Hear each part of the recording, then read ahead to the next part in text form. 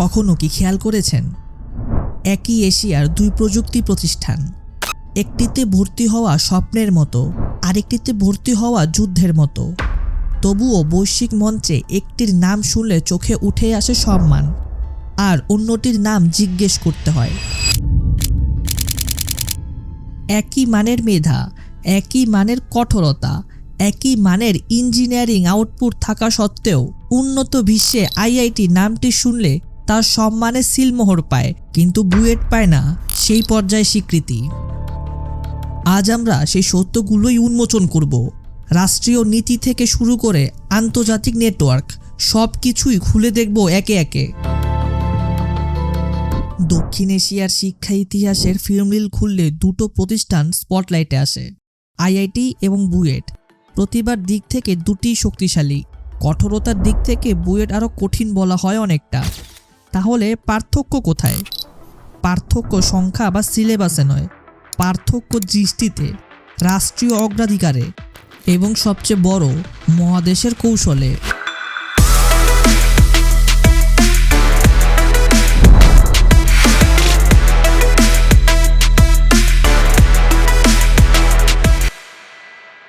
IIT তৈরি হয়েছিল cold war পরবর্তী সময়, যখন ভারত সিদ্ধান্ত নেয় আমরা টেকনোলজিতে নেতৃত্ব দেব, বিশ্বমঞ্চে নিজেদের প্রমাণ করব।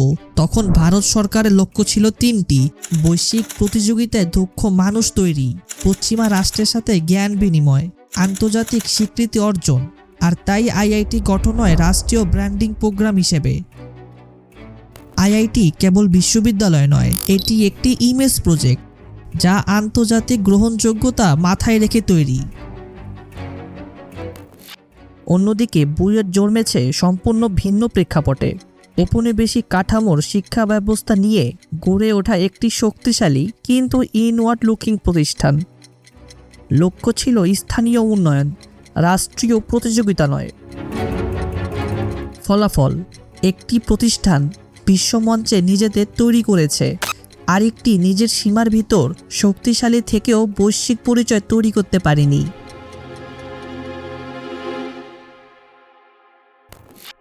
আইআইটি বিশ্বের কাছে পরিচিত কারণ দীর্ঘ 50 বছর ধরে ভারত সরকার, ভারতীয় মিডিয়া, ভারতীয় অ্যালামনাই মিলে গড়ে তুলেছে এক ধরনের গ্লোবাল ন্যারেটিভ, যে ন্যারেটিভগুলো আজও বিশ্বে শোনানো হয়। আর বুয়েট, এখানে এক্সিলেন্স আছে কিন্তু স্টোরি টেলিং নেই। গুগলে BUET alumni in Silicon Valley খুঁজলে 2-3টে লিঙ্ক পাওয়া যায়, কিন্তু IIT alumni in Silicon Valley খুঁজলে হাজার হাজার পাবেন। কারণ কি? আসল কারণ ট্যালেন্ট গ্যাপ নয়, ব্র্যান্ড এক্সপোজার গ্যাপ। আইআইটি থেকে বছরে হাজার হাজার ছাত্রছাত্রী বিদেশে যায়, তাদের অনেকেই যায় এমআইটি, স্ট্যানফোর্ড কিংবা গুগলে।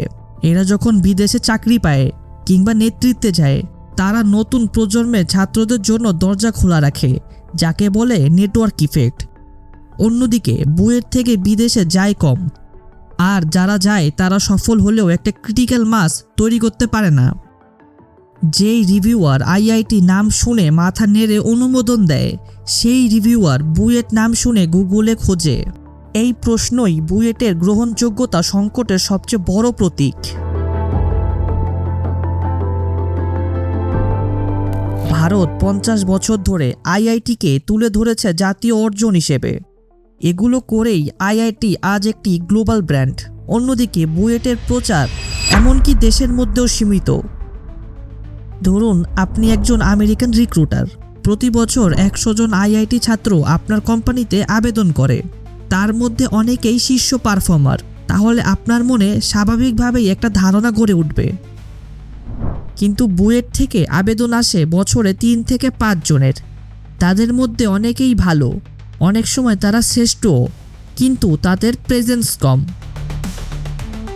বিশ্বাস তৈরি হয় পুনরাবৃত্তিতে, এবং এই পুনরাবৃত্তিতেই বুয়েট অনেকটা পিছিয়ে। তাহলে সমস্যা কি? এর সমাধানই বা কি? বুয়েট কি কখনো আইআইটির মতো গ্রহণযোগ্যতা পেতে পারে? এর উত্তরটি সহজ। সমস্যা প্রতিভায় নয়, সমস্যা কৌশলে। সমাধানও স্রেফ একটি কৌশলেই লুকিয়ে আছে: বিল্ড গ্লোবাল প্রেজেন্স। বুয়েটকে সরকারিভাবে বৈশ্বিক প্ল্যাটফর্মে তুলে ধরতে হবে। Global ranking, global conference hosting, institutional story telling, এগুলো ছাড়া কোনো বিশ্ববিদ্যালয়ই ইন্টারন্যাশনাল ক্রেডিবিলিটি পায় না। বিদেশে থাকা বুয়েট অ্যালামনাইদের নিয়ে mentorship, student referral, global BUET chapters, international seminars এইসব গড়ে তুললে বুয়েটের প্রেজেন্স কয়েক বছরের মধ্যে 200% বেড়ে যাবে। আইআইটি যেভাবে প্রতি বছর হাজার হাজার গবেষণা বিশ্বজুড়ে শেয়ার করে, বুয়েট তার তুলনায় অনেক নীরব। ভারতের মতো যদি বাংলাদেশও বুয়েটের মাধ্যমে তার প্রযুক্তিগত সক্ষমতা বিশ্বে দেখায়, তাহলে খুব দ্রুতই ইন্টারন্যাশনাল অ্যাকসেপ্টেন্স তৈরি হবে।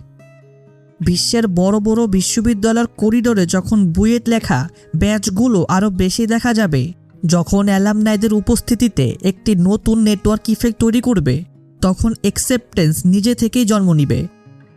কারণ বৈশ্বিক স্বীকৃতি কখনো মেধার অভাবে কমে না, কমে শুধু চোখে পড়ার অভাবে।